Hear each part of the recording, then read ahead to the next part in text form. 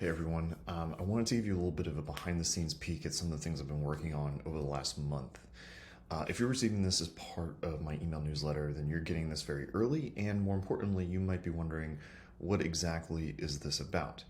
Well, in this newsletter, I'm trying to give you a little bit more of a behind the scenes understanding of what I'm building and why and how, and what I'm working towards and what the things and challenges and kind of roadblocks I'm running into. And all of that stuff is in the newsletter, but I want to give you a little bit more of that behind the scenes kind of explanation from me to you of what I'm working on, what I'm building, and what I'm thinking about here. Now, I don't know exactly how often I'm going to do this. I don't know if this is going to go up on YouTube or whatever, so just bear with me through that for a bit. But my hope is that this is a kind of interesting, valuable thing to you if you've been subscribed. If you're watching this and you're not part of the newsletter, I definitely encourage you to sign up because you're going to get these videos a little bit earlier. And there's a lot of other goodies and things that go into that. So over the last month, I have kind of taken a little bit of a new approach to the design of this prototype. And what we're looking at here is a kind of essentially a prototype in the browser that looks and kind of functions the way I intend it to. Now, this is not a functioning prototype, so it doesn't take data, it doesn't return data, it's not an actual thing that you can use, but the goal here is to kind of get an understanding or get a feel for how this thing might work and how it might feel, so that for users or customers, they can look at this and go, okay, this is something I want to buy, or it's not something I'm interested in buying, and that's okay, or whatever it might be. So this, what we're looking at here is kind of my refined design, the refined work here. Now, there's a little bit more explanation about the Launchpad in particular in the changelog.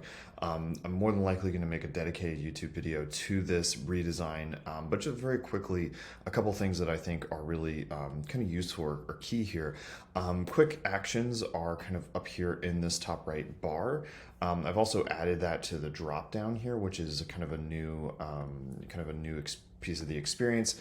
The reason for this is my goal here is thinking about, kind of individual user physicians, independent physicians, maybe physicians who have small practices and things like that.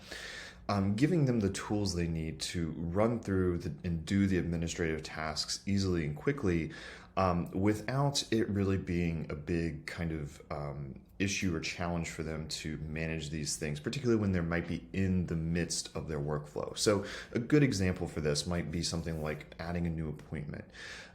Say a physician is kind of in the midst of other appointments. I've talked to several who are like, I'm always open to taking kind of ad hoc, kind of one-off appointments, last-minute schedules, things like that for patients because it's so common for them to have no-shows or cancellations on the same day. So if I'm a physician, I'm in here doing my thing with like this particular patient, having a way to go and quickly add that new appointment. Maybe they're getting a phone call, maybe they're getting a walk-in, something like that, without having to go to another piece of the software, things like that is really, really useful.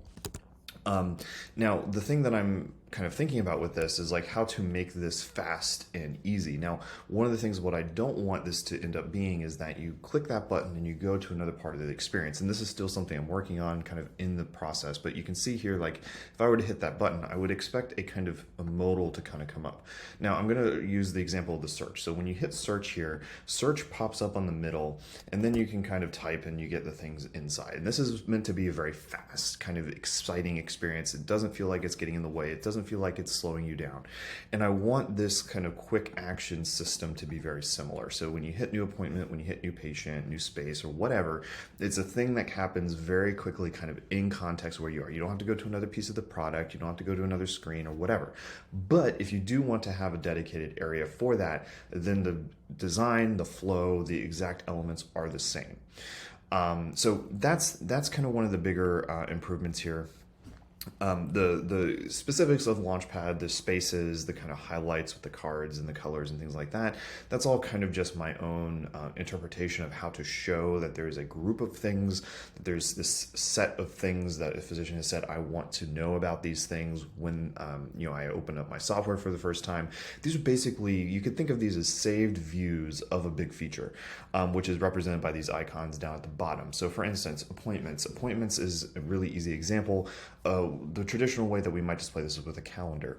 But with that, really what you want when, most of the time with appointments is, what are the appointments today? What are the things I need to worry about today? And so this appointments for today is very specific of, here's the things that are happening now, here's the things that are happening in the future, or maybe here's the things that have already happened. With regards to the actual appointments feature itself, that might be a little bit more robust in that it says, hey, here's all the appointments that you have scheduled from now until you can't schedule anymore, basically. So that could be 3, 6 months, whatever it might be. And there might be more controls around that. So it might be things like add appointment, canceling appointments, things like that. So it might be a little bit more of a bespoke calendaring type of experience, something we might be more used to in existing calendaring or scheduling tools that we all use. So that's the idea. But one thing, and trying to get back to the main topic at hand here, is kind of the redesign of the design system. So I've simplified a lot of the usage of color. And to give you an example of this, let me go into my component library system file here in Figma. Now, these little cards here are kind of an example of some of the previous kind of design feel. Now, you can see, not bad. There's nothing here that's like egregious in terms of design. But one of the things that I noticed was that there's a lot of kind of bold color usage. So like these pink badges, the green buttons on the left, these kind of teal badges, the little rose and yellow badges here for the high and low. All of these things are nice, but they do feel a little bit too in your face. And more importantly, I think there's a lot of different UI elements here. So when you start to look at building something like this, you have different ways of displaying cards within a card with this grid. You have a list here with this, this kind of collapsible list system here inside this lipid panel card. And then you also have a similar type of list here with like prescribed and pharmacy, but these are actually more like sections with information inside of them versus the sections inside this note. So there's a lot of inconsistency happening within this, and there's just a lot of high usage of color. So what I did was I came in here and I said, okay, I want to simplify how this color is being used, and I want to simplify how we're showing a user the different pieces of information on the screen. This indicator should not be there. That should be without an indicator. So what I've done is I've really simplified the color usage. Color is really just isolated to very small pieces of the UI, like maybe an icon or an indicator, a little circle dot, something like that. And more importantly, I've also kind of made consistent the way lists and like kind of sections within lists or sections within cards display. And they're really actually very close to being the same thing, if you think about it. So right here, you can see I have this kind of example of a history in this medication detail. And this is actually very similar to the, triglycerides, total cholesterol, these kind of sections within this kind of result card. And so the idea here is that these are very much the same. We're using the same indicators, we're using the same affordances, UI affordances, if you will, to indicate that these things are drop downs and that there are sections that you can expand and collapse. But they're also exactly the same as sections that are not.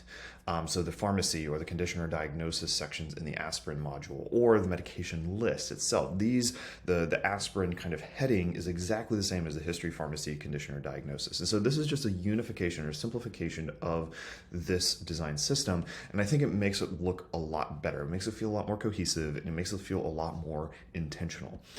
Same with the allergy list, right? Like this is very similar.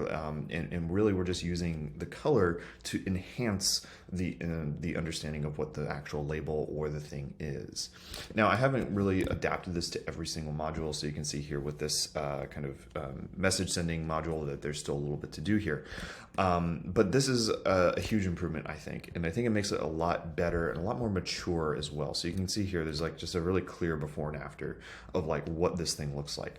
The other thing that I did, and this is, I think, a really important kind of UX, kind of information architecture flow improvement, is I started thinking about how to, this is not the right page, Actually, I can do it here. I started thinking about how to represent information at a higher level. So within the flow, so this is the system of kind of items and flows, is now this information, this kind of meta information about what you are looking at is represented in this kind of sub nav bar right here. And then the modules themselves are more about the kind of information that you're trying to find. So the modules, if you're not familiar, the modules are designed to really be a system for a physician to find kind of componentized versions of information that they need. So a summary module is kind of a opinionated version of like, here's the things that we think you need to know when you first look at a patient for an appointment. But beyond that, it's things like, what is the chart for the last appointment? What is the condition overview for hypertension? And like, what are the medications? When was it diagnosed? What's the history there? What are the, medication changes that we made? What are the lifestyle changes that have been made? What's the actual history of blood pressures, measurements, stuff like that, right? So like those types of measurements, those are kind of a grouping of things about a condition. We can represent those with a module. And so the idea is that these componentized versions of information are much easier to find, much easier to kind of add and remove as a physician needs to, depending on what they're doing with a particular patient. Or importantly, if it's a very specific flow that they can use, then they can be pre-assigned. So like if a physician knows, every time I see a patient with hypertension, I need to see exactly this, they can kind of pre-assign that. They can kind of save that for future reference. So this is kind of the overview of the design system. I'm working on lots of little things. If you follow me on LinkedIn, you've probably seen some of these little screenshots that I've shared. These are just ways of representing different pieces of information, more in like a cohesive flow within an intake form, things like that. I think the most important thing here that I'm working on, though, is really getting this code prototype to a place where it can be used and kind of get a feel for it. So, in fact, in the next couple of weeks, I'm going to be meeting with a couple of physicians to talk them through this and like let them use it and try it.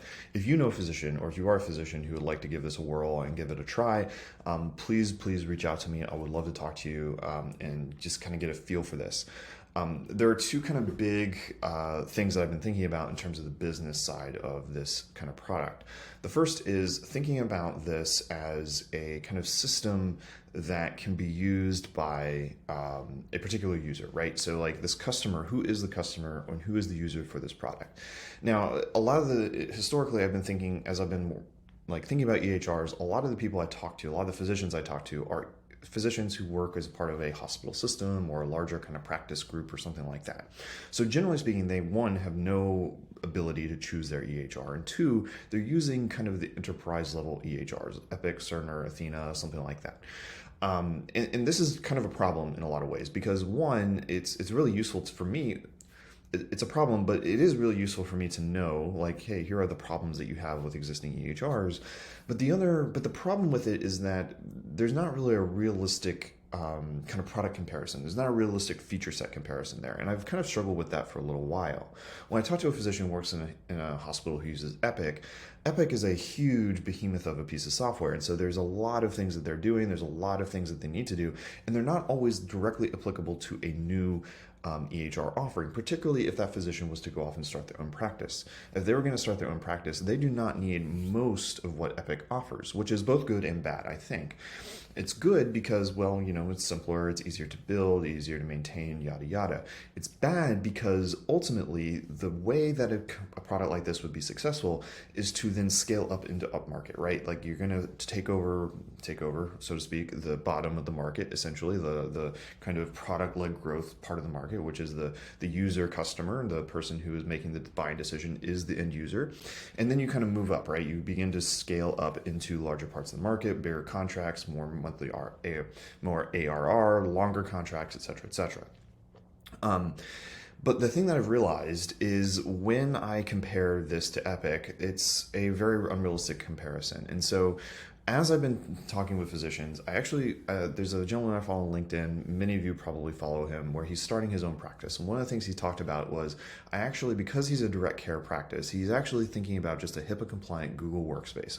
He basically has a Google workspace with his domain for his business, and then he makes it HIPAA compliant. He signed a BAA with Google, and boom, everything's HIPAA compliant. So when you think about that, and whether or not that's realistic for everyone, I'm not really here to judge, but the thing that was a big kind of change kind of big kind of game changer in my mind for that was the fact that Google Workspace is a really great representation, I think, of the base level kind of set of tools, right? It's messaging, email, chat, it's video chat, video appointments, stuff like that. It's calendaring and scheduling, meetings, etc.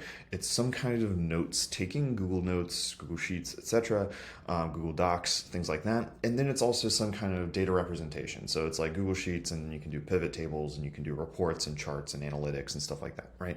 So this is a really great set of tools to understand, and you can even expand that into like Google Photos and Google Drive for imaging and reports and PDFs and all that kind of stuff.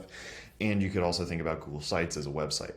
But the problem, so when I started thinking about it this way, I actually feel like I simplify a lot of my understanding of what this thing needs to do and why it needs to exist. And if a HIPAA compliant Google Workspace could be just as good for someone in direct care, and really the insurance piece of that is the main reason that that doesn't work long term, then that actually I think simplifies a lot of what we're doing here. So this, still a little bit TBD on how that's going to impact a lot of this long term, but the thing that was interesting about that, I think, is just kind of the reframing in my mind about how that works. The other thing that I've been really interested in and particularly excited about here is kind of taking some inspiration from a tool called Linear. Now, I actually reference this as kind of some of the design inspiration here, copying a couple of things that they do, but the thing I really like about Linear, and the thing that I think is useful about them, is to think about them, they started out as a task tracking tool. And the thing I think is useful there is to understand that they started out as task tracking, and now they're doing projects and analytics, SLA support, cycles, and all this kind of stuff. All the things that a team would need to ship software quickly and easily, they are supporting now. And it's only been a couple of years since they've added all these features.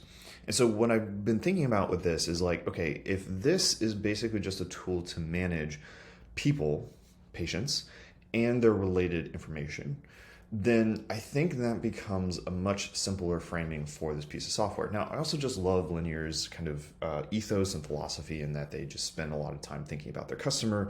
They're very design forward. They're very quality focused in terms of like how they build software. So everything that they publish and that they push out feels very polished, which I think is important for something like this because of the fact that this is such a high touch and high impact piece of software. Everything needs to feel snappy, fast, and polished in quality, and it shouldn't ever feel kind of, half-baked, essentially. I don't think this is the right type of software to be baking out and kind of dog fooding, if you will, features to particular customers, at least not in a kind of half-baked scenario. You want it to feel a little bit more polished and a little bit more end-to-end kind of complete. So for me, I think that's just been very inspirational in the fact that, we can really make this look very polished, make it feel very kind of complete. And that helps my users, the people who are using this, get a feel for what this would actually be like to use. And it gives me more realistic feedback and understanding of how the thing works. But I think it also can help a customer or prospective customer understand, hey, this thing actually is going somewhere and it actually has legs. I feel like this is useful. I feel like I like it, et cetera, et cetera, et cetera. I feel like I would buy it. And I think that feeling piece of that is a very hard to put a number on kind of intangible thing. And I'm very excited about that possibility with this. So anyway, this has been the update for November 2023. Thanks for watching. And if you have any thoughts, if you have any ideas, if you have any feedback or reactions to any of this and stuff you're seeing, please let me know. I'd love for a comment. You can send me an email. You can get with me on LinkedIn, whatever that might be. I very much appreciate that support and those feedback and that comment. This is all a giant learning experience for me. This is all just something that I'm very passionate about building. And so, I've been doing it for a while, so I'm going to continue to do it. And so I'm always open to chats or comments and thoughts. So anyway, thanks for watching. I hope you enjoyed this, and I will talk to you real soon. Thanks.